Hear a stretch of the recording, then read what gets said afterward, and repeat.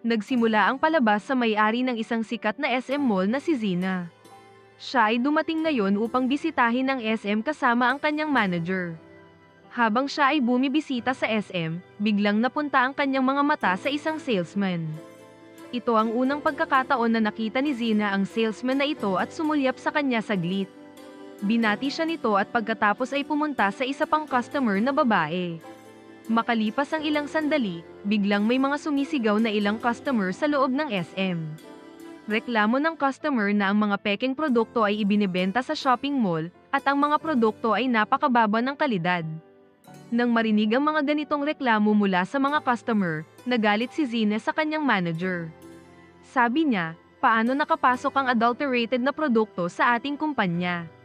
Nais ng manager na dalhin si Zina sa ibang lugar na hindi pa nakapagbigay ng anumang pahayag. Dumating si Zina sa mga nagpoprotestang mga customer at pagkatapos ay sinabi niya, narito ang problema.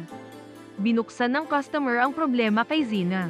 Sabi ni Zina, sabihin mo sa akin ang pangalan ng empleyadong nagbigay sa iyo ng produktong ito, sisipain ko siya sa aking kumpanya ngayon din. Dahil sa salitang binitawan ni Zina ay medyo kumalma ang nagpoprotestang customer. Naisip niya na hindi niya mapapatawad ang kanyang sarili kung siya ang dahilan ng pagkawala ng trabaho ng taong iyon. Pagkatapos ay dumating ang salesman na nakasalubong ni Zina doon.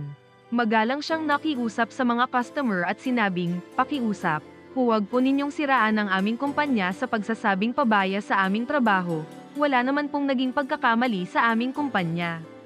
Natutuwa ang customer sa salitang narinig. Pagkatapos nito ay pumunta na ang lahat sa kani-kanilang trabaho. Nang bumalik sa normal ang sitwasyon, nagtanong si Zina sa kanyang manager kung sino ang binatang ito na napakahusay na makipag-usap sa customer. Tugon ng manager, Ma'am, ang pangalan ng binata ay yan at namamasukan siya bilang salesman sa ating kumpanya. Siya ang pinakamagaling na salesman sa kumpanyang pinagtatrabahuhan niya noon at ang binata ay napakamapagpakumbaba, mahinahon, at mabait. Kinagabihan, nag-organisa si Zina ng isang party kasama ang mga empleyado ng kanyang kumpanya. Si Zina ay umiinom ng marami kaya nalasing ito. Pagkatapos ay pumunta sa banyo na panglalaki kung saan naroon si Yan. Inakala ni Zina na nasa banyo siya ng mga babae kaya nang makita si Yan ay sumigaw siya at tumakbo palabas hawak ang sinturon ng binata, kaya naman ay sinundan siya ni Yan at hinarap si Zina. Sinabi sa kanya ni Zina, bakit ka nakikipag-usap sa customer sa ngalan ko kanina sa SM? Ako dapat ang nagsasalita. Sa tingin ko gusto mo ako. Nang marinig iyon, hindi alam ni Yan kung ano ang kanyang dapat sabihin. Dagdag pa ni Zina, kaya kinausap mo ang babae para iligtas ako sa panganib. Tugon naman ni Yan, hindi po ma'am, bakit kita magugustuhan? Isa lang akong maliit na empleyado kaya hindi ko maisip na magugustuhan kita. Pagkaraan ng ilang oras, si Zina ay nasa banyo pagkatapos niyang matauhan. Nahihiya siya sa nangyari kasama si Yan kanina. Kinabukasan, nang bumisita si Zina sa SM ay muli niyang nakita si Yan. Ipinakita ni Yan ang produkto sa isang babaeng customer, ngunit dito ay hawak ng babae ang kamay ni Yan habang kausap ito. Nang makita iyon ay nakaramdam ng inggit si Zina, kaya naman ay lumapit siya kay Yan at sinabing, gusto kong bilhin ang lahat ng mga produkto ng iyong tindahan. Nang marinig iyon, dinala siya ni Yan sa labas. Sabi niya, Ma'am, bakit ganito ang ugali mo sa akin sa harap ng customer? Dahil dito ay maaaring umalis ang customer nang hindi bumibili ng produkto ng iyong kumpanya. Ayokong may customer na pumunta sa ating kumpanya at aalis nang hindi binibili ang produkto. Tugon ni Zina, bakit hinawakan ng customer ang kamay mo? Kilala ka ba niya? Tugon naman ni Yan, hindi ko kakilala ang babae. Sabi ni Zina, ang tikan ay naroon, mula ngayon hindi ka na magtatrabaho dito. Sasamahan kita sa marketing department kung saan walang babaeng hahawak sa kamay mo. Tugon ni Yan, pero ma'am, kahit sino pong pwedeng humawak sa kamay ko, nasaan po ang problema ninyo? Sagot ni Zina, maganda ang narinig ko tungkol sa'yo, napakabuti mong tao, pero ngayon nakita ko na gusto mong may humawak sa kamay mo. Tugon ni Yan, dahil sa mga salitang ito ay napapaisip ako na gusto mo ako. Katwiran ni Zina, ako ang may-ari ng kumpanyang ito. Bakit ako magkakagusto sa isang ordinaryong empleyadong tulad mo? Habang sinasabi iyon, narinig niya ng isang customer na babae na nakikipagtalo sa isa pang customer na babae, kaya pumunta doon si Yan at sinubukang pakalmahin ang sitwasyon. Samantala, patuloy na iniisip ni Zina sa kanyang sarili, paano tatanggihan ng isang mahirap na lalaki ang isang maganda at mayamang babae na tulad ko. Pagkatapos nito, pumunta si Zina sa fitness center gaya ng dati. Dito, malalaman natin na gusto rin siya ng may-ari ng fitness center na si Si-chan. Gusto niyang makuha si Zina para sa anumang bagay, ngunit hindi siya gusto ng dalaga. Sa isang punto, napansin ni Si-chan na galit si Zina kaya siya ay nagtanong kung bakit. Tugon ni Lisa, wala na. Ang isang empleyado ng aking kumpanya ay hindi nakikinig sa akin, nagtatrabaho siya ayon sa gusto niya. Sabi naman ni Si-chan, sipain mo siya sa kumpanya. Nang marinig iyon ay natahimik si Zina. Kinabukasan, ang dalawang babaeng empleyado ng kumpanya ay nag-uusap kung saan ang isa ay nagsabing, mula noong araw na si Zina ay may-ari ng kumpanyang ito ay hindi naging maganda ang kanyang pagtrato sa sinuman. Sabi ng isa pang empleyado, pero mahal na mahal ko si Zina. Dito, naririnig niya ang kanilang pag-uusap mula sa di kalayuan. Pagkaraan ng ilang oras, may isang grupo ng mga loko-lokong tao na dumating doon at nagsimulang magsalita ng masama tungkol sa kumpanya ni Zina. Sinasabi nila na lahat ng bagay sa kumpanya ay mababa ang kalidad. Nang marinig iyon, lumapit si Zina at sinabing, huwag kang magbiro dito at umalis ka dito dali. Sinasabi ng isang lalaki sa kanya, nagbebenta ka ng mga pekeng produkto at hindi mo alam kung paano kausapin ang mga customer tungkol dito. Tugon ni Zina, please, umalis ka na dito bago pa ako magalit. Samantala, narinig niya ng kanilang pag-uusap mula sa di kalayuan. Napaisip siya kung bakit ganito ang ugali ni Zina sa kanila, dapat ay makipag-usap siya ng maayos at suriin ang kanilang mga problema. Pakiramdam niyan, kung magpapatuloy ito ay posibleng malapit ng magsara ang kumpanya. Paulit-ulit na sinasabi ng lalaki kay Zina, anong uri kang CEO, mali ang iyong pagtrato sa mga customer. Tapos, hindi na sila matiis niyan kaya pumunta ito sa harapan nila. Naisip niya na masisira ang pangalan ni Zina kapag nagpatuloy ito. Hindi nagtagal ay dumating doon ang fitness trainer ni Zina na si Si-chan. Nagsimula siyang makipagsagutan sa mga lalaki upang mapabilib si Zina. Nang makita iyon, nagalit si Yan at naisip kung anong klaseng tao ito, nakikipag-away dahil lang sa isang maliit na issue. Nang sasampalin na sana ng lalaki si Zina, agad na namagitan si Yan. Kaya naman, siya ang tinamaan ng sampal, gayunpaman ay agad ding umalis si Yan kasama si Zina. Pagkarating nila sa isang lugar ay napatanong si Zina, bakit mo iniligtas ang buhay ko pati ngayong araw, gusto mo ba ako? Tugon ni Yan, ma'am hindi mo alam na ang mga lalaki ay pumunta dito para saktan ka. Dapat ay kinausap mo sila ng mahinahon. Tugon ni Zina, bakit mo ako tinatawag na ma'am, kaedad mo ako kaya tawagin mo ako sa pangalan ko. Tugon ni Yan, ano ang sinasabi ko sa iyo, at ano ang pinapakinggan mo? Sige, mula ngayon ay magtatrabaho ka ng mahinahon dahil hindi kita laging maililigtas. Sunod na araw, si Yan ay nasa coaching center. Katunayan ay isa siyang edukadong binata. Gumagawa siya ng part-time na trabaho sa kumpanya ni Zina para masuportahan ang kanyang mga gastusin. Pagkatapos, nagbigay si Zina ng liham para sa kanya sa pamamagitan ng isang estudyante kung saan may mensaheng, magkita tayo alas 8 ng gabi. Ngunit pinunit lang niya ang sulat at itinapon sa basurahan. Pagsapit ng gabi, hinihintay siya ni Zina hanggang alas 8 ngunit hindi siya pinuntahan niyan. Tinanong ni Zina ang kanyang manager, bakit hindi pa dumarating si Yan? Tugon ng manager, ma'am nasa coaching center pa siya. Kalaunan, dumating si Zina sa coaching center. Sabi niya, bakit hindi mo ako pinuntahan, at bakit lagi mo akong binabaliwala? Tugon ni Yan, mayroon akong apurahang klase kaya hindi ako nakapunta. Tugon ni Zina, sige, magtatrabaho ka na sa akin mula ngayon para doblehin ko ang sahod mo. Hindi makasagot si Yan hanggang sa pag-alis ni Zina. Kinabukasan, ipinakita ang isang lalaki na nagngangalang Dan na anak ng kaibigan ng ama ni Zina. Gusto rin niya ang dalaga at gagawin niya ang lahat para sa kanya, ngunit hindi siya gusto ni Zina dahil wala itong ginagawang trabaho. Palagi siyang gumagastos ng pera ng kanyang ama na hindi naman gusto ni Zina. Ngayon, gusto siyang isama ni Dan sa isang date na may dalang regalo pero direktang tinanggihan ito ni Zena. Sabi ng dalaga, "Please lang, layuan mo ako." Kinabukasan, nang pumunta si Zena sa mall ay nagkita sila ni Yan. Nang palapit ang dalaga ay biglang pumagitna sa kanila si Dan. Sabi ni Dan, "Pakiusap, kailangan mong sumama sa akin ngayon habang ang aking mga magulang ay naghihintay na makilala ka," kaya't si Zena ay napilitang sumama sa kanya nang hindi nagtatanong. Pagdating dito, sumama si Zena sa tanghalian kasama ang kanyang mga magulang. Habang narito siya, nakaramdam siya ng pagkabagot kaya iniwan niya ang lahat habang sila ay nasa gitna ng pag-uusap. Pagkatapos ay binalikan niya si Yan. Nagtanong ang binata sa kanya, "Sino ang lalaking nakita kong kasama mo?" Tugon ni Zena, "Iyon ang anak ng kaibigan ng aking ama." Pagkatapos, humingi ng tawad si Yan dahil hindi niya sinipot si Zena kagabi. Tugon ni Zena, "Okay lang, walang problema." Pagsapit ng gabi, hiniling ni Zena kay Yan, "Pwede ba kitang maging boyfriend para sa isang buwan, tapos pwede mo akong iwan kung gusto mo?" Ikinagulat ito ng binata at sinabing, "Bakit ako magiging boyfriend mo para sa isang buwan?"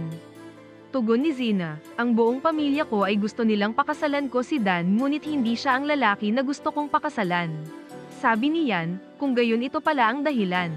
Alok ni Zena, "Kung boyfriend kita sa loob ng isang buwan, gagawin kitang manager at maaari kang magpahinga ng 10 araw sa isang buwan." Nang marinig iyon, naisip ni Yan sa kanyang sarili na ano ang gagawin ng manager sa 10 araw sa loob ng isang buwan.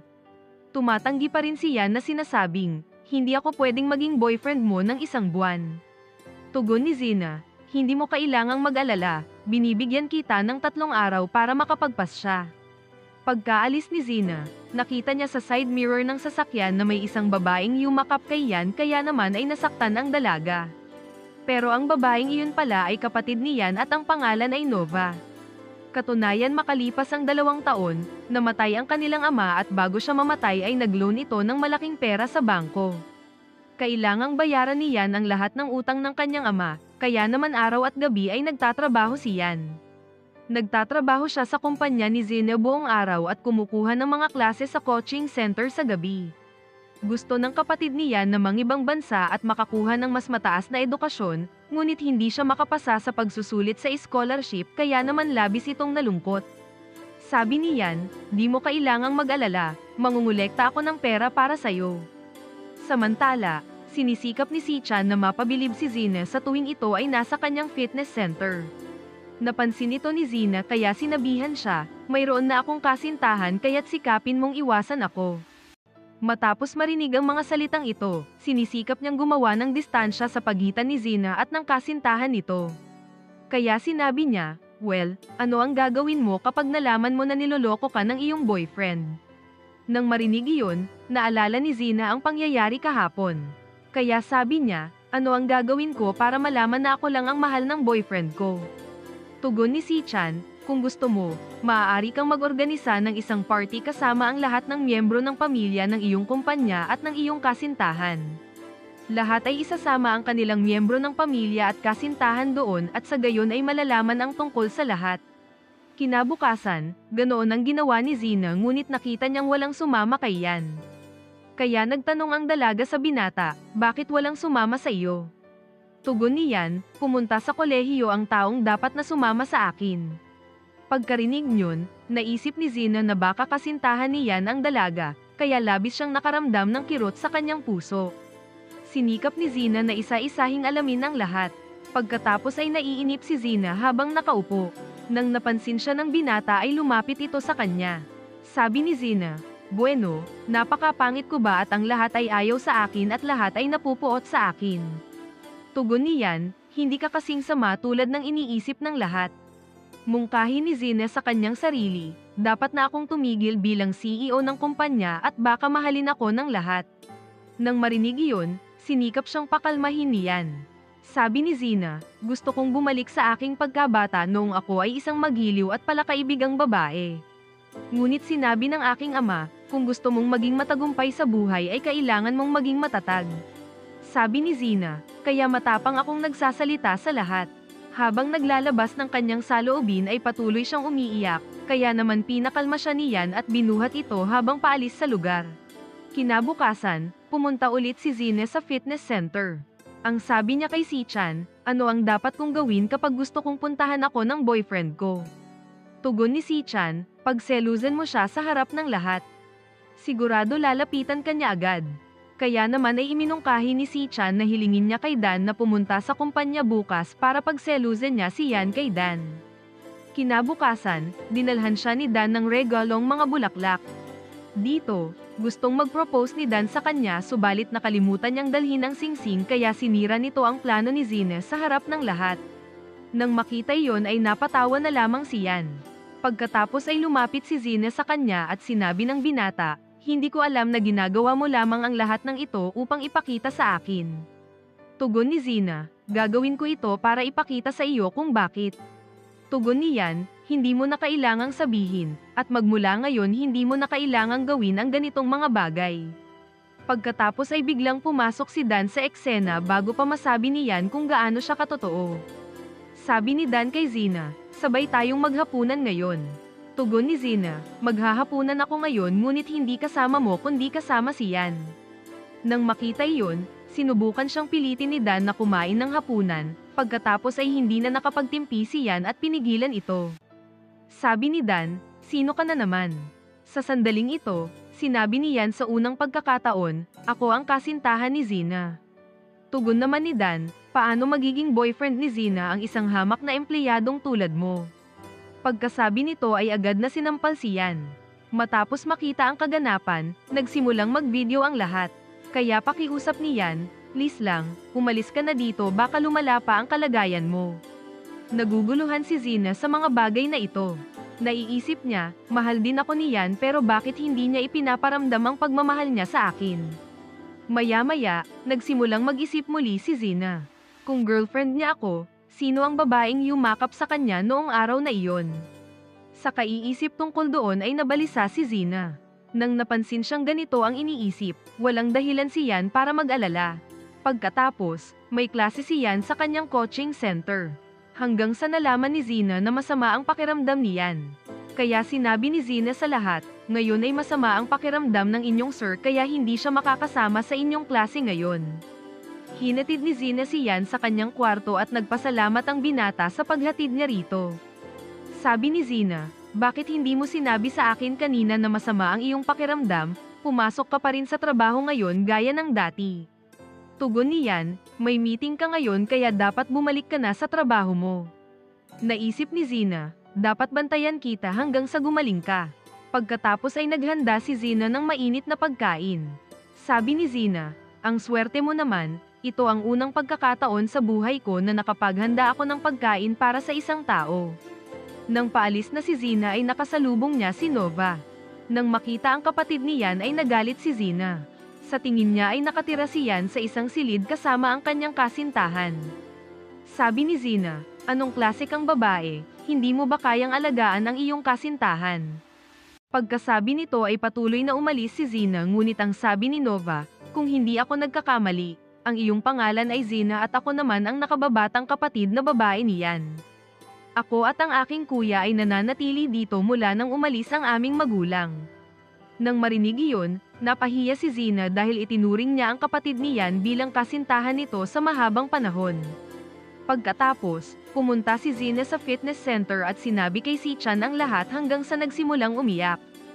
Sabi ni Zina, kung alam ni Yan kung ano ang iniisip ko tungkol sa kanya ay siguradong hinding-hindi niya ako kakausapin. Sa kaiisip sa bagay na ito, nakakuha ng ideya si Zina. Pinuntahan niya si Yan kinabukasan, ngunit sa halip na kausapin si Yan ay kinausap niya ang ibang empleyado at hindi pinapansin si Yan. Pagkatapos ay lumapit si Si-chan doon at hinawakan ni Zina ang kanyang braso.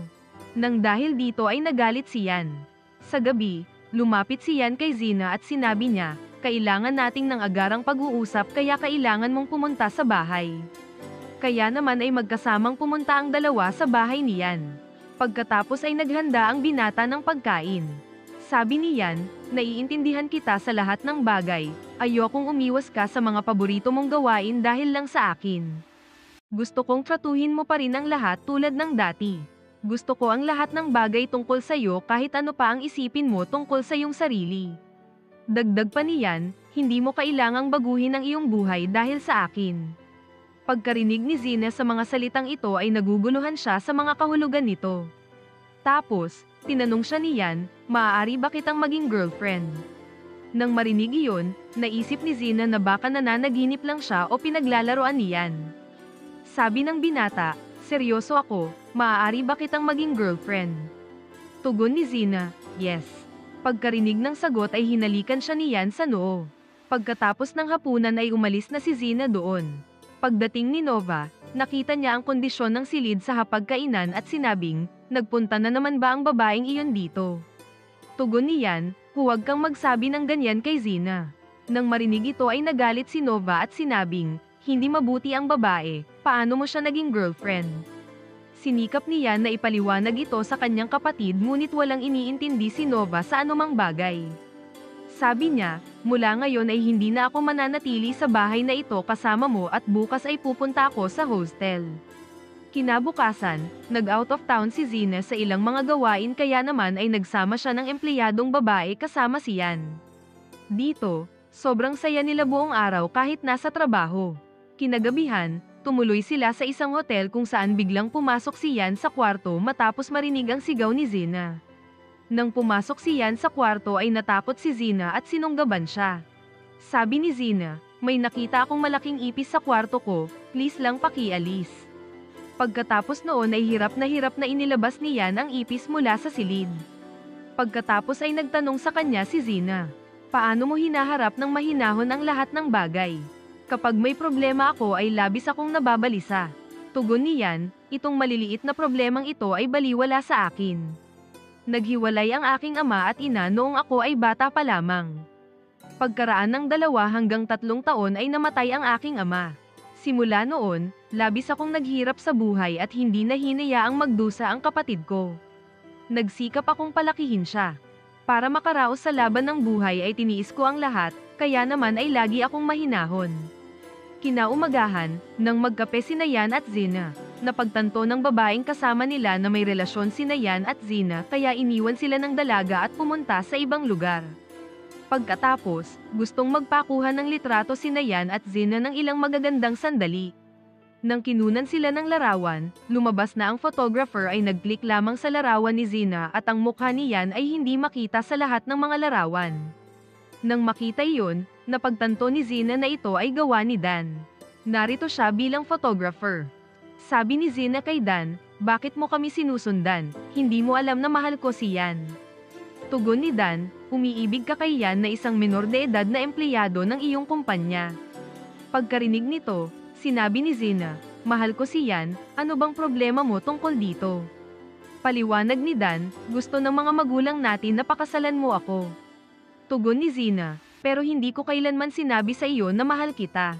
Pagkatapos ay sinabi ni Dan, hindi ka mahal ni Yan ngunit mahal niya ang iyong pera.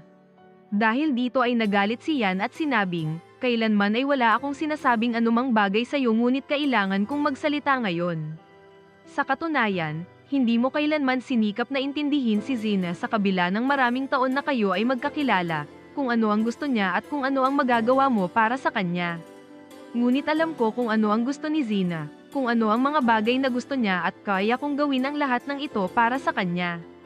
Pagkasabi nito, patuloy na umalis si Yan kasama si Zina. Ilang araw pagkatapos ng insidenteng ito, makikita natin sina Zina at Yan na magkasama sa promotional banner ng kumpanya sa buong lungsod. Pagkatapos isang araw, dinala ni Yan ang kanyang kapatid kay Zina para ayusin ang lahat. Humingi naman ng tawad si Zina kay Yan dahil sa kanyang maling akala tungkol kay Yan at Nova. Isang araw, nang sina Yan at Zina ay nananghalian, lumapit si Nova sa kanila. May balita si Nova sa kanila at sinabing, nakakuha ako ng trabaho bilang isang manager sa isang malaking kumpanya sa ibang lungsod. Nakita ni Yan na isa itong kumpanya ni Zina. Pagkatapos, ang sabi ni Zina, bakante ang posisyon ng manager sa aking kumpanya kaya nilipat ko si Nova doon. Tuwang-tuwa naman si Nova sa narinig at napayakap kay Zina. Sinabi nito kay Zina na lagi nitong aalagaan ang kanyang kuya. Pagkatapos ay sinabi ang mga gusto ni Yan at ang mga ayaw nito. Pagkatapos ay iniwan sila ni Nova at pumunta sa kumpanya ni Zina sa ibang lungsod. Pagkaraan ng ilang araw, nagbigay ng sorpresang regalo si Yan kay Zina. Nag-propose si Yan sa kanya para sa kasal. Labis na ikinatuwa ito ni Zina at walang alinlangan na pumayag na pakasalan siya, at dito na masayang nagtatapos ang serye. Ano ang masasabi mo sa seryeng ito? Mag-comment lang po sa ibaba, at kung nagustuhan mo ang video, mag-like at mag-subscribe para ma-notify kayo sa susunod nating upload. Maraming salamat!